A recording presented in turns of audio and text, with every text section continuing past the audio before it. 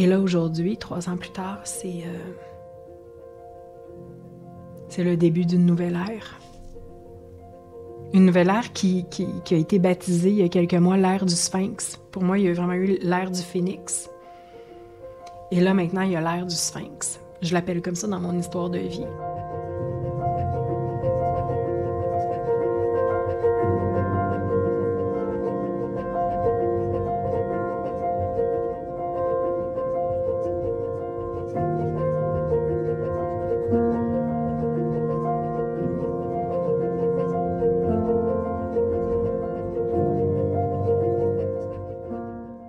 Bonjour tout le monde, le podcast Marie Guérin, enfin. Pourquoi je dis enfin? Parce que ça fait des années que je promets ce podcast-là. Je le promets à mes clients, je le promets à ma communauté, je le promets à mon amoureux, je le promets à mon équipe. Ça fait des années que je promets ce podcast-là. Et enfin, sincèrement, là, je veux vous dire, c'est le projet qui me tient le plus à cœur, que je veux développer le plus depuis, je voudrais, un bon 3 ans. Et la vie a vraiment fait en sorte, dans les dernières années, que j'ai même pas réussi à trouver le temps de partir dans cette aventure-là, puis de l'amener au monde, puis de créer cette aventure-là, même si chaque cellule de mon corps me disait « Marie, c'est le podcast, c'est la prochaine étape, c'est là, c'est ça. » C'est de ça que les gens ont besoin en ce moment. Les gens ont besoin d'entendre ta voix, les gens ont besoin d'entendre ton message, les gens ont besoin d'entendre ce que tu as à dire, ce que tu as à partager dans le monde, ce que tu partages déjà avec tes clients, mais c'est plus large, là, maintenant. Et véritablement, même si c'était à chaque mois dans mes priorités, il est arrivé tellement de choses dans les 3 dernières années que vraiment, le podcast a tout le temps été comme poussé. Mais je suis là, puis je suis émue en ce moment de vous le dire parce que c'est vraiment le début de quelque chose de très, très important pour moi. C'est le début d'une grande transformation entrepreneuriale. C'est le début d'une nouvelle façon de faire qui marque aussi la fin d'un cycle qui a été tellement important pour moi. Donc, c'est un début, mais c'est aussi une fin. C'est un deuil que je fais dans la joie parce que le cycle que je termine avec le podcast et celui que je commence avec le podcast, c'est un cycle qui ne me plaisait plus. C'est un cycle qui a été épuisant. C'est un cycle qui a été rempli aussi de miracles, qui a été rempli de joie, qui a été rempli de rencontres extraordinaires. Mais c'est aussi un cycle où est-ce que j'ai vécu beaucoup de choses extrêmement difficiles. Donc, je vous dis, ça fait 3 ans, mon entreprise a aujourd'hui près de 6 ans. C'est une entreprise que vous allez apprendre à connaître aussi tout au long de cette aventure de podcast parce que j'ai l'intention de vous parler de moi, j'ai l'intention de vous parler de ma famille, de mon couple. J'ai l'intention de vous parler de cette entreprise-là, de qu'est-ce que ça veut dire d'être la leader d'une entreprise qui génère dans le multimillion, mais une entreprise qui a été énormément en hyper-croissance. Donc, mon entreprise a été en hyper-croissance et j'ai été par le fait même en hyper-croissance et ma famille a été par le fait même en hyper-croissance et mon équipe a été par le fait même en hyper-croissance. Donc, c'est vraiment ce qu'on a vécu dans les dernières années. Donc, j'ai vraiment l'intention de vous parler de ça parce que je le sais que plusieurs personnes sont très curieux de comprendre le succès de cette entreprise-là qui a presque été invisible à la plupart des gens et ça, c'est complètement fou. J'ai fait le choix conscient de riser à la vitesse de la lumière en étant visible pour presque personne. Donc, il y a plusieurs personnes qui questionnent comment est-ce que j'ai fait pour riser comme ça aussi rapidement, d'avoir autant de succès et en même temps d'être presque invisible. Il y a tellement de gens qui arrivent dans mon univers qui disent « Wow, je savais même pas que tu existais. Je savais même pas que tu existais. » Boum, j'arrive, puis c'est comme « Wow! » C'est comme je découvre tout un univers. Donc, moi, j'ai fait ce choix conscient-là pour plein de raisons.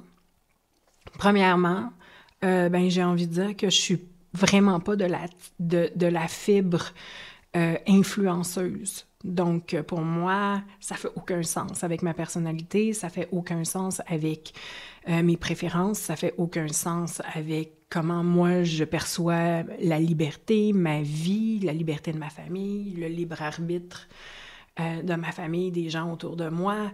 OK, donc pour moi, ça ne fait aucun sens et je suis en même temps dans un très grand respect des personnes pour qui c'est ça qui fait du sens, dans le sens où est-ce qu'il faut tout pour faire un monde, puis on a chacune nos préférences, puis on a chacune nos façons de riser, on a chacune nos façons de prendre notre place dans le monde, puis c'est correct.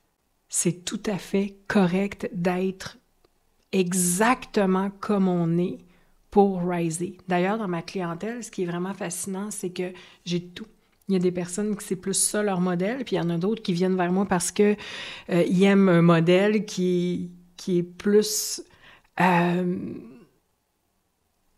en accord avec comment moi j'ai envie de vivre l'entrepreneuriat. Donc, ils voient que c'est possible d'avoir du succès sans être constamment en train de prendre des photos de soi ou être constamment en train de nourrir avec son quotidien, de nourrir les médias sociaux avec son quotidien. Donc, il y a des personnes qui se disent « Wow, Marie a réussi à le faire, donc c'est possible et moi, je vais apprendre comment. » Donc, ça a été pour moi, comme je vous disais, une mission vraiment importante dans ma vie de grandir en faisant confiance que ma façon était correcte et qu'il y avait de la place pour les femmes comme moi sur un marché d'entrepreneuriat virtuel qui offre du coaching et qu'il y avait de la place pour les personnes qui, comme moi, n'ont pas nécessairement la même façon de grandir que ce qui est normalement enseigné dans les coachings d'affaires. Donc, c'est important pour moi premièrement, je suis une rebelle, puis deuxièmement, je crois sincèrement que chaque entrepreneur sait fondamentalement comment grandir, comment ouvrir ses ailes, comment prendre sa place, comment devenir un marché. Donc, je crois fondamentalement à ça. Donc, c'était important pour moi de ne pas me faire violence en étant quelque chose d'autre que moi. Puis je ne sais pas si ça va résonner avec certaines personnes d'entre vous, mais ouais, c'est ça, c'est tout à fait possible de prendre sa place dans un marché ou de devenir un marché. Vous allez m'entendre dire ça aussi parce que moi, je crois fondamentalement qu'on devient un marché, qu'il n'y a pas tant de marché à prendre, qu'on est tous un marché finalement. Et quand les gens ils viennent travailler avec nous, ils viennent pas travailler dans un marché, mais ils viennent travailler avec une personne qui finalement arrive sur leur chemin à un moment précis de leur vie pour apprendre certaines choses. Donc, moi, les personnes qui viennent vers moi et qui sont magnétisées à venir travailler avec moi, c'est souvent des personnes qui sont prêtes à apprendre certaines choses, à les intégrer pour ensuite repartir, puis trouver peut-être d'autres mentors pour faire un autre bout de chemin. Donc, on est tous là. Hein? C'est comme une grande chaîne et on est là pour partager les uns avec les autres et on est là pour transmettre les uns aux autres certaines fréquences, certains codes, certains apprentissages qu'on est mûr de recevoir pour s'en rappeler ou encore qu'on est mûr de recevoir pour passer à d'autres niveaux dans nos vies. Donc, le cycle que je viens de terminer a été un grand cycle d'apprentissage. Et là, je rentre dans un nouveau cycle d'apprentissage. Et le podcast, c'est marquant pour moi. C'est marquant de se un cycle qui se ferme et un autre qui commence, un cycle qui meurt et un autre qui naît. Et le podcast marque ça. Donc, je veux vraiment célébrer ça, puis je veux vraiment prendre le temps d'ancrer ça ici. Parce que, puis pour vous qui entendez ça, je suis vraiment en train de vivre live devant vous le passage d'une étape à une autre. Puis c'est vibrant, c'est bon, c'est touchant, c'est émouvant, c'est plein d'inconnus. Puis ça feel good, puis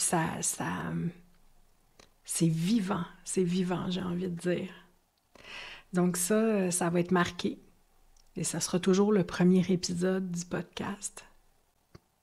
Puis il y a des centaines de personnes qui vont entendre ça. Puis un jour, je vais être rendue à 150 épisodes, très loin d'ici. Mais il y a quand même des personnes qui vont entendre le premier épisode et qui vont entendre ça. Donc à vous, dans le futur, qui allez entendre ça, ben, au moment où vous entendez ça, je vais peut-être être vraiment loin de cette réalité-là. Mais j'y ai été dans cette réalité-là. J'ai été là. Ça a été ma réalité. Puis j'ai hâte de voir. Est-ce que cette nouvelle réalité-là va m'amener un tout nouveau succès ou pas? Mais vous, qui allez regarder ça dans le futur, vous allez pouvoir être témoin et dire « Ah oui, Marie, finalement, ça a été un bon move. » Ça a été un bon move qu'elle a fait à ce moment-là.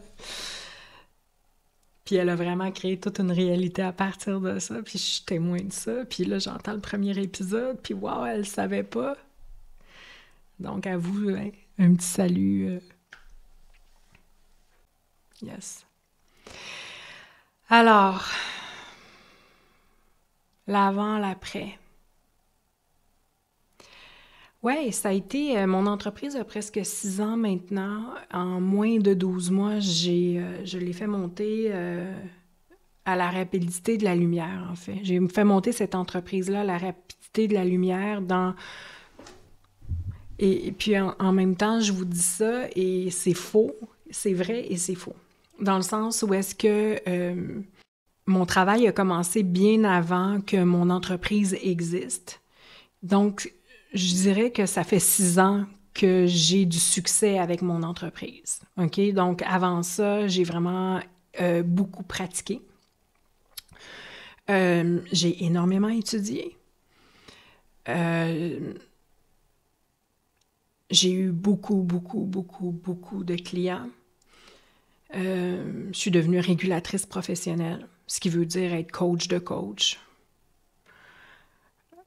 J'ai vécu des expériences humaines vraiment intenses qui m'ont demandé énormément de courage. J'ai été vraiment all-in dans le développement personnel pendant un bon 25 ans de ma vie, si c'est pas 30. J'ai été extrêmement intense dans tout ce qui touche le développement humain, le développement personnel. C'est vraiment une passion pour moi. La transformation humaine est vraiment un sujet important dans mon histoire de vie.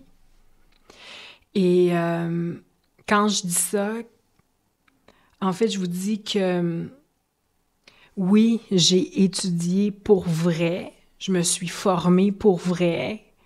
Vraiment, là, j'ai des diplômes, je me suis formée, je suis allée chercher des vraies compétences d'accompagnement. Et en même temps, j'ai vraiment été une étudiante de la vie, une étudiante incarnée dans mon propre développement personnel, OK, et spirituel.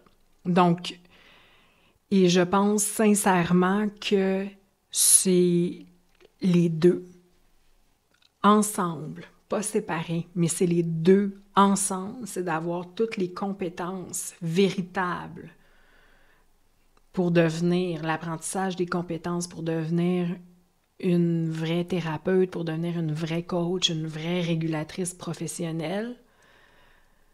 avec les compétences de développement humain, OK, de développement personnel, vraiment de voyage spirituel. J'ai vraiment été je peux dire, là, pendant des années, j'ai pensé que c'était ça ma vie finalement. C'était juste de faire du développement personnel, puis de passer d'une retraite à une autre, d'une expérience à une autre, d'un voyage spirituel à un autre, de travailler avec un maître spirituel à un autre. Je pensais que ça allait être ça ma vie. Mais ça a été vraiment une grosse période de ma vie où est-ce que j'ai énormément appris. Puis qu'est-ce que j'ai appris dans cette période-là de ma vie, en fait? J'ai appris à être une être humaine. J'ai appris à arrêter de me détruire. J'ai appris à m'aimer. J'ai appris à guérir. J'ai appris à développer de l'humilité. J'ai appris que c'est correct d'avoir vraiment mal et qu'il y a toujours une possibilité de renaître de nos propres cendres. J'ai aussi appris que absolument tout est possible dans une vie. J'ai aussi appris que quand on est vraiment prêt, le maître arrive, puis que le maître peut se présenter sous de multiples formes. Donc, j'ai appris énormément dans ces périodes-là de ma vie, que ce soit dans les périodes de vie d'étudiante ou encore dans les périodes de vie d'étudiante, de la vie de l'étudiante spirituelle, parce que j'ai vraiment été une étudiante spirituelle. Et ça a été la combinaison de ces deux études fines-là que j'ai fait avec tellement de cœur, avec tellement d'ardeur, avec tellement de dévotion qui m'ont amené à créer une entreprise qui a risé rapidement. Donc, est-ce que je suis un overnight success? Absolument pas. Est-ce que je suis une personne que, oh mon Dieu, comment ça se fait qu'elle a réussi à grandir autant et à avoir autant de succès aussi rapidement? Est-ce que c'est vrai que ça s'est passé en 6 ans? Est-ce que c'est vrai que ça s'est passé en moins de 12 mois? Oui et non.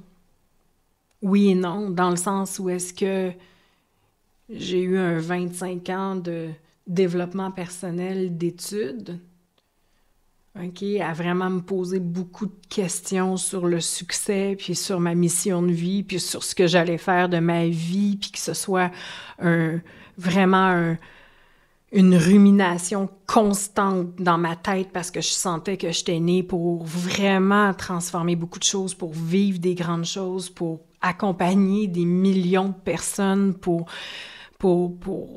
avoir un impact, OK? Puis vraiment, c'est ce que je sentais à l'intérieur de moi, mais quand c'était pas là, c'était extrêmement souffrant. Donc, ces années de souffrance-là à ne pas contribuer véritablement au point où est-ce que je sentais qu'intérieurement, j'étais en mesure de contribuer, puis que finalement, je n'avais pas accès à ça. Ça a été ça aussi, vraiment une étude fine.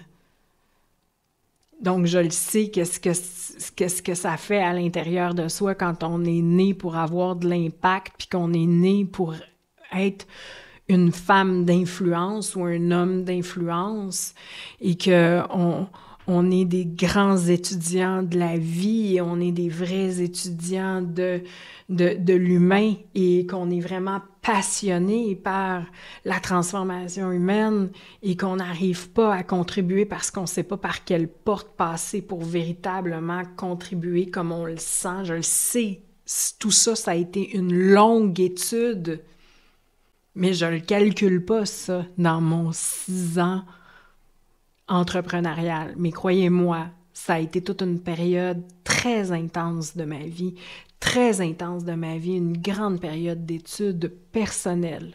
une période d'études aussi relationnelles, ça a été une grande période d'études humaines, ça a été une grande période d'études professionnelles, puis ça a été aussi une grande période d'études de ce qu'est la véritable humilité, OK?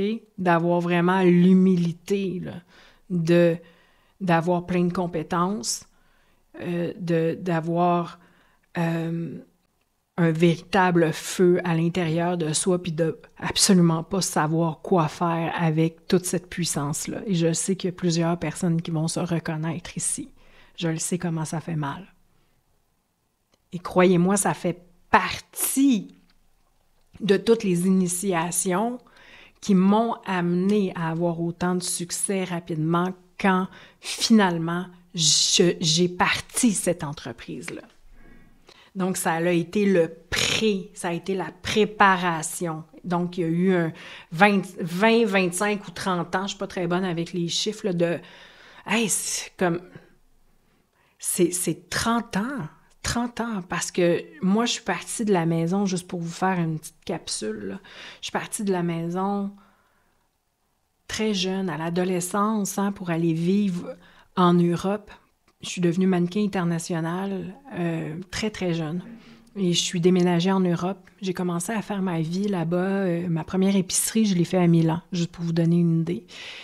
Et c'est à partir de ce moment-là que les apprentissages ont commencé à rentrer au poste. OK? Donc, je peux dire qu'il y a eu un 30 ans de vraie préparation pour le succès qui est là depuis 6 ans. Mais depuis que le succès est là, j'ai eu 3 ans qui ont été des années, où est-ce que j'ai envie de dire, qui ont été l'arrivée. C'était comme enfin j'y goûte. Enfin, c'est ça que je pressentais. Enfin, ça fait partie de ma vie. C'est tellement bon et je peux vous dire que pendant ces 3 années-là, il n'y a pas une journée que j'ai pas remercié Dieu, le ciel, Jésus. Merci de me le laisser goûter. J'avais peur de passer à côté de cette vie puis de jamais goûter à ça. Merci, mon Dieu. Merci. Merci. J'étais dans une gratitude infinie pendant 3 ans, là, de vraiment, là, à chaque jour, remercier. D'enfin être en mesure de pouvoir utiliser mes dons, mes talents, mes compétences, mon savoir, tout ce que j'avais acquis pendant ces 30 années-là de compréhension sur l'être humain, sur la transformation humaine, sur les relations, sur la spiritualité, sur la sagesse, sur aussi la souffrance humaine, de pouvoir les mettre au service de mes clients, puis d'avoir du succès avec, puis aussi d'avoir du succès, de comprendre qu'est-ce que ça veut dire de ne pas être paumé, d'avoir des ressources financières, de pouvoir partager ces ressources financières-là avec une équipe, de vraiment comprendre, parce qu'il y a vraiment une leçon dans le fait d'être abondante financièrement quand on n'a jamais rien eu. Moi, j'ai été extrêmement pauvre longtemps et j'avais pas d'argent. L'argent et moi, je ne savais pas comment créer de l'argent, comment faire de l'argent, comment faire en sorte que je me sente pas constamment dans le manque. Je savais pas par où passer, par quelle porte passer, et de vivre l'abondance financière qui venait aussi avec le succès, avec le succès personnel, avec la reconnaissance aussi, la reconnaissance de mes pairs, la reconnaissance de mes clients qui vivaient toutes ces transformations-là. C'est comme si enfin, du jour au lendemain, boum, tout est arrivé en même temps et je l'ai vraiment savouré pendant 3 ans. Donc là, vous vous demandez probablement, parce que je dis que mon entreprise a 6 ans, presque 6 ans, qu'est-ce qui s'est passé ces 3 dernières années? Ça a été trois années très challengeantes, 3 années extrêmement difficiles, 3 années où est-ce que j'ai eu à me poser énormément de questions. 3 années où est-ce que j'ai vécu des grandes déceptions. 3 années où est-ce que j'ai vécu des deuils extrêmement importants aussi, au niveau humain. 3 années où est-ce que j'ai eu après avoir vécu la grande fête, hein, c'est comme la grande récolte de tout ce que j'avais semé pendant 30 ans, je suis rentrée dans un automne, puis ensuite dans un hiver. Et mon hiver a duré 3 ans. Ça fait un petit peu moins de 3 ans. 2 ans et demi. Est-ce que ça veut dire qu'il n'y avait plus de succès pendant ces 2 ans et demi-là? Non. Il y avait du succès. Il a continué à y avoir du succès, mais le succès ne goûtait plus la même chose. Et le succès s'est mis soudainement à coûter extrêmement cher. Et le succès a commencé à être dur. Et le succès a commencé à perdre son vernis, j'ai envie de dire. Et j'ai vu l'autre versant du succès. Et quand je dis que j'ai vu l'autre versant du succès, j'ai vu qu'est-ce que le succès amène aussi dans... Il y a eu la polarité extrêmement... la fête, la célébration, la joie, le pétillement. Puis de l'autre côté, il y a eu des rencontres que j'aurais préféré ne pas faire. Il y a eu des associations que j'aurais préféré ne pas faire, mais qui ont été importantes pour que j'arrive aujourd'hui à cette nouvelle étape. Donc, il n'y a rien pour rien, là. Tout ça est arrivé, mais disons que j'ai visité l'autre côté de la médaille du succès. Et ça fait partie du cheminement aussi des entrepreneurs, des femmes d'influence, de toute personne qui prend le risque d'avoir du succès, mais il y a aussi la traversée de l'autre côté de la médaille. Et dans les 3 dernières années, c'est ce que j'ai fait comme travail. J'ai traversé les multiples facettes de l'autre côté de la médaille du succès pour en arriver à terminer un cycle de vie. Terminer un cycle de vie et vraiment me poser les questions. Où est-ce que j'en suis aujourd'hui? Qui suis-je aujourd'hui? Qu'est-ce que j'ai envie aujourd'hui? Qu'est-ce que j'ai envie de créer à partir de maintenant? Quelle femme est-ce que j'ai envie de devenir en ce moment? C'est quoi la prochaine version de moi qui cogne à la porte puis qui veut venir s'incarner dans ma réalité physique? Elle a l'air de quoi? C'est quoi sa posture? Elle fait quoi dans la vie? C'est quoi son quotidien? Comment elle prend soin de sa famille? C'est quoi sa relation avec son enfant? Quel genre de client cette personne-là, cette version-là de moi sert? Qui sont les personnes de qui cette version-là a envie de s'entourer? De quelles valeurs fondamentales est-ce que cette version-là de moi a envie de s'entourer et de porter comme un flambeau à chaque jour de sa vie? Voilà les questions qui sont constamment dans ma tête depuis les derniers mois. Et à chaque jour, il y a des nouvelles informations qui descendent. Et à chaque jour, il y a des nouvelles directions qui descendent. Et à chaque jour, il y a des nouvelles certitudes Et il y a des nouveaux points de non-négociabilité aussi qui arrivent. Donc, c'est une période qui est extrêmement, mais extrêmement riche, mais très déstabilisante, tant pour moi que pour mon entourage. Mais je le sais que ça fait partie de la game. C'est ça, la game entrepreneuriale. En fait, quand on est entrepreneur, il faut arrêter d'attendre qu'un jour les choses soient parfaites, puis qu'on va enfin arriver à un milestone, puis on va enfin arriver à un endroit, puis qu'une fois qu'on va être arrivé à cet endroit-là, ça va arrêter de bouger, puis que finalement, là, ça va être le paradis, et qu'on va enfin avoir compris, puis compris la leçon, puis qu'il y a finalement, quand on est entrepreneur, je pense que une des plus grandes réalités qui nous happe très rapidement, c'est le fait que cet endroit-là, magique, n'existe pas. Et que l'apprentissage se fait en dehors de ce mirage-là. L'apprentissage se fait sur le terrain au quotidien, jour après jour.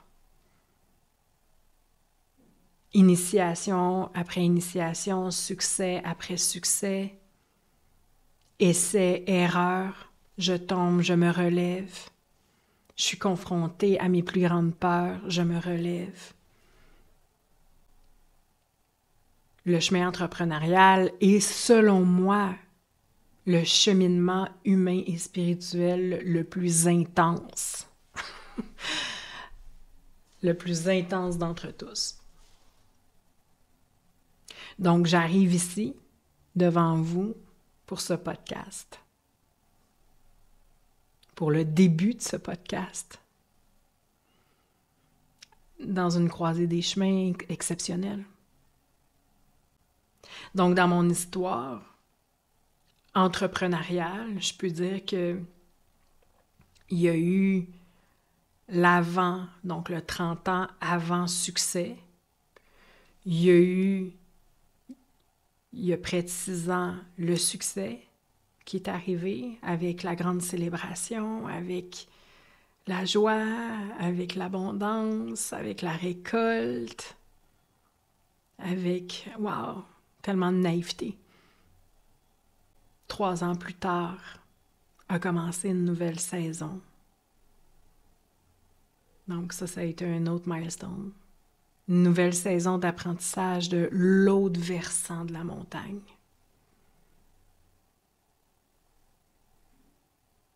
Ça a duré près de 3 ans, tous ces apprentissages-là. Et chaque fois que je faisais des apprentissages, en fait, c'était de la nouvelle information à partager à mes clients, c'était des nouvelles capacités. Ou est-ce que, wow, OK, maintenant que j'ai vécu ça, je comprends quand tu vis ça, voici.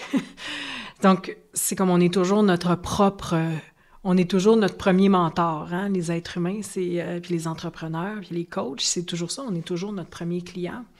Donc, tout ce que j'ai vécu de l'autre côté, c'est des nouveaux outils, c'est des nouveaux enseignements, c'est une nouvelle profondeur, une nouvelle sagesse avec laquelle je peux accompagner à tous les jours de ma vie et servir mes clients grâce à ces apprentissages-là. Si j'étais juste dans le ouh, yeah, dans la fête des 3 premières années, c'est tout ce que je pourrais enseigner. Puis quand une personne vit une période difficile, ben j'aurais pas ce qu'il faut, j'aurais pas les outils, les connaissances, la sagesse pour pouvoir l'accompagner là.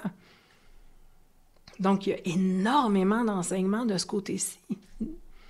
Énormément. Et là, aujourd'hui, 3 ans plus tard, c'est le début d'une nouvelle ère. Une nouvelle ère qui a été baptisée il y a quelques mois l'ère du Sphinx. Pour moi, il y a vraiment eu l'ère du Phénix. Et là, maintenant, il y a l'ère du Sphinx. Je l'appelle comme ça dans mon histoire de vie. Donc, si des fois vous en entendez parler, vous ne tomberez pas des nues parce que là, je vous le dis.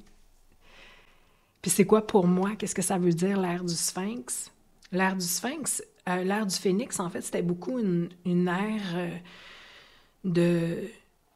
de compréhension fine et d'étude fine du fait de mourir à soi-même et de renaître, mourir à soi-même et de renaître, et de mourir à une certaine version de soi et de renaître à une nouvelle version de soi. OK? Et ça, de façon continue.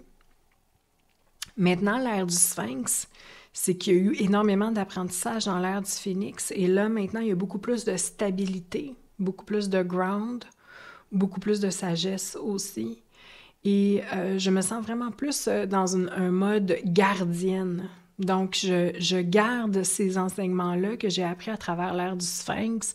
Je les garde, j'en suis la gardienne, et c'est sacré. Et c'est vraiment ça, c'est sacré. Tous ces apprentissages-là sont sacrés.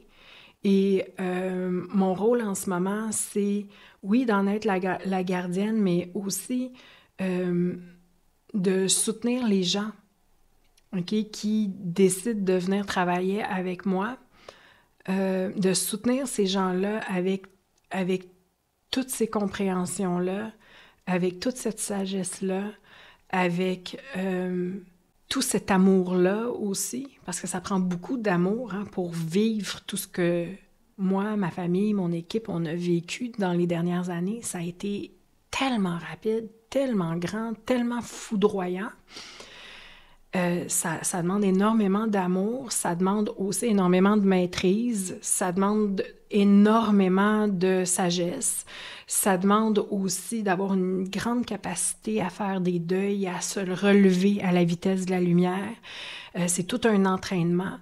Donc maintenant, je suis vraiment arrivée à une partie de ma vie où est-ce que, en fait, je pense qu'avant, je m'appelais mentor d'affaires, mais je n'étais pas encore arrivée, je dirais, au niveau mentor. Je pense que pour moi, la meilleure façon de décrire l'ère du Sphinx, comment je la ressens, c'est vraiment, maintenant que je peux vraiment dire de façon extrêmement détachée de l'ego, là, ouais, je suis vraiment rendue une mentor. Je suis vraiment dans une posture de mentorat. Je suis arrivée là dans ma vie, puis c'est vraiment naturel de dire ça. Et auparavant, il pouvait y avoir encore, parce que c'est ça que je pouvais dire, que je faisais du mentorat. Donc, je pouvais dire ça. Mais aujourd'hui, ouais, c'est vraiment quelque chose qui est ancré, c'est quelque chose qui fait du sens, c'est totalement juste, c'est pas tiré par une partie égocentrique de moi, c'est vraiment ce que je fais. Tu sais, c'est comme quelqu'un qui dit, moi, je suis par exemple, oui, c'est ça, l'exemple le plus proche, ce serait quand on devient un maître dans un art martial, par exemple. Tu sais, on n'arrive pas là comme, puis on s'improvise pas maître d'un art martial. Ça vient avec une multitude d'initiations, avec des apprentissages, ça vient avec... pour moi, d'être un mentor, c'est ça. C'est que là, de l'autre côté, de ce que j'appelle, moi, l'ère du Sphinx, c'est ce côté-là, le mentor qui est vraiment assis à la bonne place, non pas dans son ego, mais assis à la bonne place, prêt à partager et à soutenir les personnes qui en ont besoin. Parce qu'on traverse, les êtres humains, tous des saisons différentes dans notre vie, selon notre âge, nos compétences, selon où est-ce qu'on en est humainement. Je suis rendue à l'étape du mentorat. Même si j'ai pu le nommer avant que j'étais mentor, aujourd'hui, je le ressens cellulairement. Je ressens cellulairement les fréquences de ce mot-là. Puis je ressens aussi l'impact que ça peut avoir pour mes clients d'être au contact d'un mentor. Et mon rôle avec ce podcast-ci, c'est quoi? C'est d'être assise là, en posture de mentor et de vous enseigner qu'est-ce que j'ai appris au cours des dernières années. Et pour moi, il y a quelque chose d'extrêmement jouissif à ça. Il y a quelque chose qui est vraiment bon parce qu'il n'y a rien qui a besoin d'être forcé. Hein? Les enseignements, ils sont là. Je n'ai qu'à partager. Et j'espère que ça va faire pousser plein de graines, qu'il y a plein d'êtres humains qui vont pouvoir profiter de ce que j'ai à amener, de ce que j'ai à partager, de ce que mon cheminement a permis aussi, et que vous puissiez rentrer dans ces fréquences énergétiques-là pour non seulement vous en nourrir, mais aussi pour peut-être trouver des nouvelles façons de faire les choses, puis une nouvelle perspective aussi, avec laquelle avancer dans votre cheminement entrepreneurial. Parce que c'est ce que j'ai vraiment envie de partager aujourd'hui. C'est pas tant des stratégies, c'est tellement pas ça, c'est tellement pas des trucs et des astuces, mais c'est vraiment une posture, c'est vraiment une vision, c'est vraiment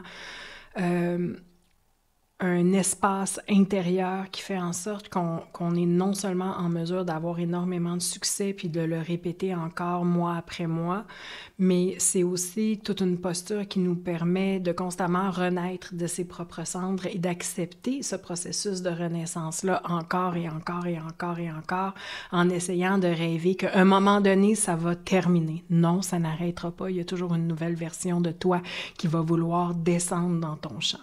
Okay? L'être humain est ainsi fait. Donc, ça sert, plus tu essaies de contrôler ça, le plus souffrant ton processus va être. Donc, tu es vraiment mieux de tout de suite commencer à accepter qu'il y a toujours une nouvelle version de toi qui va vouloir naître de toi-même, et que que cette version-là de toi puisse naître de toi-même, ben, tu n'as pas le choix de laisser mourir une autre version de toi. Puis ça peut faire mal. Puis ça peut être inconfortable. Puis ça peut provoquer plein de résistance. Puis ça peut faire peur à l'entourage. Puis ça peut te faire peur à toi aussi. Parce qu'il y a des deuils à faire en chemin. Puis ça fait mal de faire des deuils. Puis il n'y a pas beaucoup d'êtres humains qui se disent « Yes! Un deuil! » Ça fait vraiment mal. Mon dernier deuil a fait vraiment mal.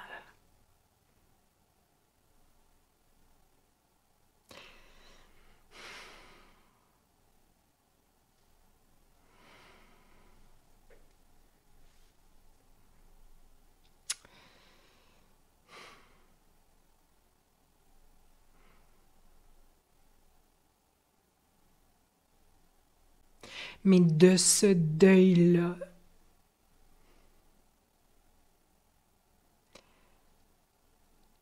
naît un nouveau monde, des nouvelles possibilités, des nouvelles ressources, des nouvelles relations,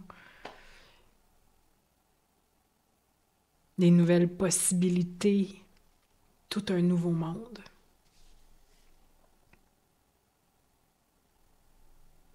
Et c'est vraiment, pour moi, le chemin le plus puissant au monde. Alors, c'est dans cette aventure-là que j'ai envie d'embarquer avec vous. Vraiment une aventure hors filtre. Une aventure où est-ce que je vais vraiment me permettre de faire ce que j'ai envie de faire. Donc, il n'y aura pas de petites formules bien carrées que je vais suivre à chaque jour. Ça ne m'intéresse pas. Mais pas du tout. Je me donne absolument le droit de faire ce que je veux avec cet espace-là et de vous embarquer dans une aventure dans laquelle vous ne pourrez probablement pas vous installer confortablement, vous dire « Marie va toujours faire la même chose, puis ça va toujours être ça la formule ». Ça sera pas ça. Donc, j'ai envie que ce soit à l'image de tout ce que je viens de vous partager. Et je pense que c'est en se permettant justement cette liberté-là qu'on devient de véritables mentors, parce qu'on arrête de garder les gens dans des petites boîtes parfaites, bien contrôlées et bien rigides, et on permet à la vie d'être la vie. Donc, j'ai envie que ce podcast-là soit vivant. J'ai envie de vous présenter des êtres humains que j'aime de tout mon cœur et qui sont précieux à ma vie. J'ai envie de vous partager aussi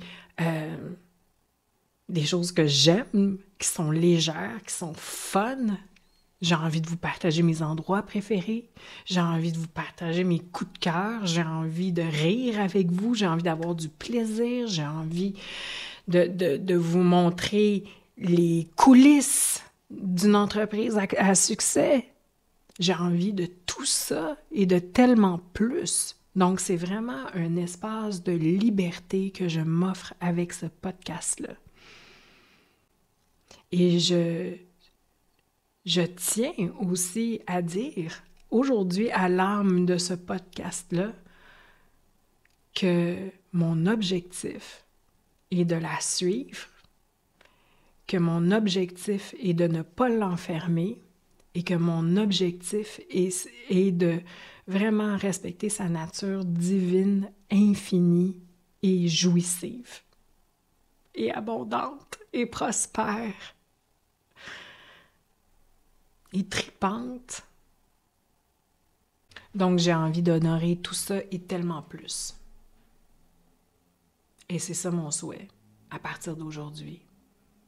D'honorer la vie,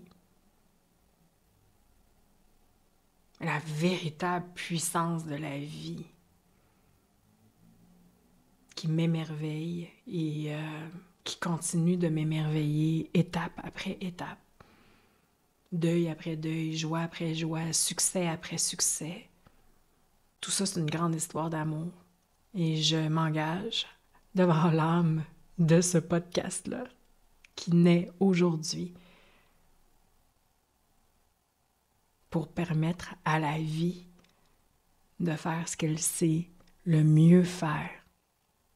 Renaître encore et encore et encore et encore et encore et encore. Donc, sur ce, je vous souhaite vraiment la bienvenue. Et ça sera un honneur pour moi de faire des rencontres avec vous, des rencontres sacrées, par l'intermédiaire du podcast Marie Guérin. Donc, sur ce, je vous embrasse et je vous dis à très, très bientôt. Bye! J'espère vraiment que mon épisode d'aujourd'hui vous a plu. Si c'est le cas, soyez certaine de ne pas manquer mon événement Femmes d'influence du 18 au 22 novembre. Dans cet événement-là, je vais créer une véritable immersion pour les femmes les plus puissantes de la francophonie, que ce soit des leaders ou des entrepreneurs qui impactent le monde grâce à leurs dons. Donc, si vous vous reconnaissez, soyez certaine de réserver votre place.